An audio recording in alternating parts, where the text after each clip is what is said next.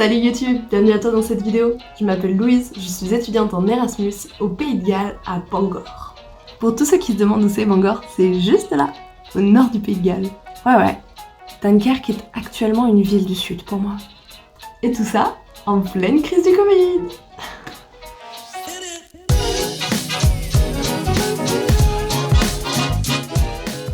Et grâce à notre très cher ami le coronavirus, j'ai pu expérimenter le confinement à l'étranger, un réel plaisir. Surtout que j'étais dans une chambre de... Attendez, je calcule.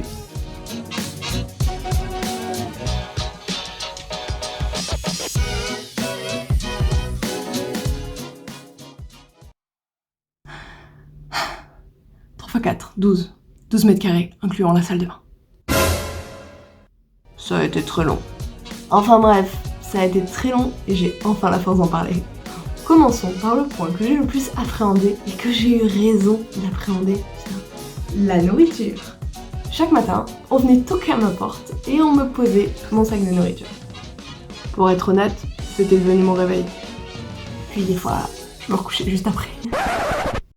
Bon, passons au vrai sujet. Qu'est-ce que j'avais à manger? Des sandwichs, des chips, des fruits, beaucoup de sucreries à la con comme des Kit Kat, des plats surgelés. Bref, de quoi avoir une alimentation parfaitement équilibrée. C'est simple, soit c'était dégueulasse, soit c'était tellement épicé que je ne pouvais pas le manger. Même les légumes du plat surgelé n'avaient pas goût de légumes. Voici une sélection de photos de moi en train de manger. Prise à mon insu, bien entendu.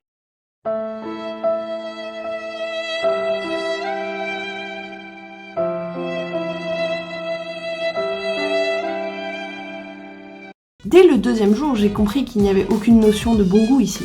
Puis, j'ai perdu foi en l'humanité.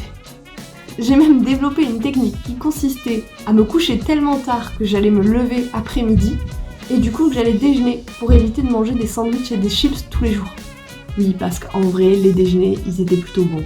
J'avais droit à un croissant, une sorte de croissant de supermarché anglais et à un paquet de céréales, donc ça c'était cool. D'où le développement de cette technique. Deuxième problème apporté par cette quarantaine. J'ai décalé mon rythme de vie pendant 2 semaines. Sauf que là, ça fait 4 semaines et je ne l'ai toujours pas retrouvé. Chaque jour, je me couchais un petit peu plus tard. Comme si j'avais quelque chose à faire. 2 heures, 3 heures, 4 heures, jusqu'à me caler sur l'horaire de Chicago. Ah, c'était pratique pour regarder la NBA, mais ça l'était un petit peu moins pour reprendre une vie normale après la quarantaine. Je me couchais clairement à 4 heures pour me lever à 15 heures.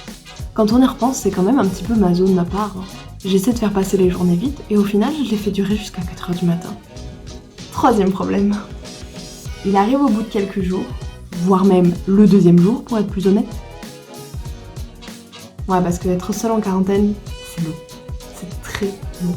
Alors tu cherches des activités, mais t'en trouves pas. Surtout dans une toute petite pièce. Netflix, ça te lasse très vite parce que tu n'as qu'une seule envie, c'est de sortir. Alors ça finit.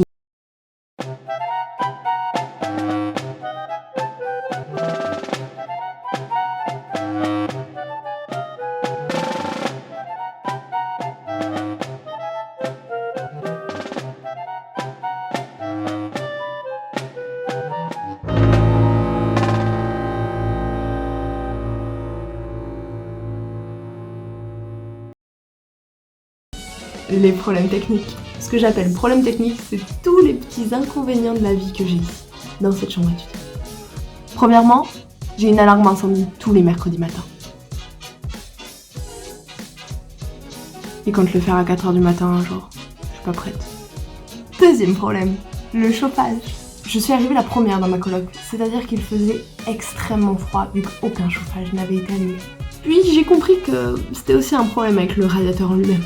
Le seul moyen d'allumer le radiateur, c'est de mettre la température sur boost, en sachant que dès qu'il est arrivé à température, il s'arrête. C'est très chiant parce que tu dois rallumer le chauffage constamment.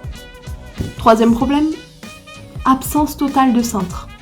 C'est-à-dire que j'ai une grande penderie, où 90% des affaires pouvant aller dans cette penderie doivent être accrochées sur un cintre. 0 cintre de données. Tous mes habits ont dû rester empilés les uns sur les autres dans ma penderie en attendant que j'aille en acheter une fois sortie. Quatrième problème, absence totale d'intimité. Les murs sont fins. Très fins. Tout ce qui se passe dans le couloir, je l'entends. Tout ce qui se passe dans la cuisine, je l'entends. Si quelqu'un passe dans le couloir, il m'entend. Un peu moins entre les chambres, c'est toujours ça, mais on s'entend quand même.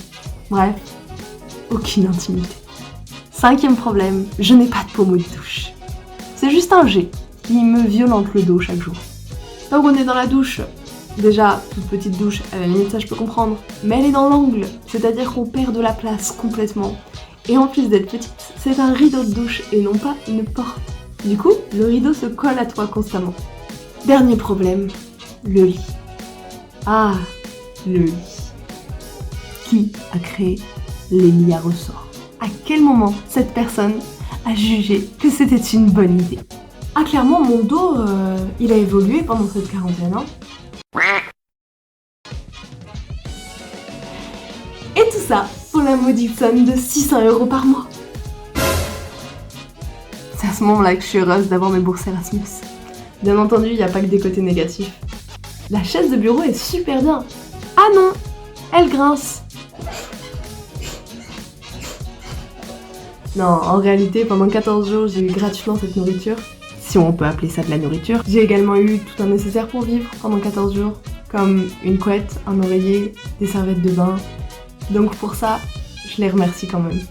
Honnêtement, 14 jours sans pouvoir sortir, sans pouvoir manger ce qu'on aime manger, c'est vraiment quelque chose qui est dur mentalement. C'est encore plus dur que le confinement qu'on a vécu en France. Même si le confinement en France était beaucoup plus long, celui-là était beaucoup plus intense et je le souhaite vraiment à personne. Je suis tellement heureuse d'être sortie, vous imaginez même pas.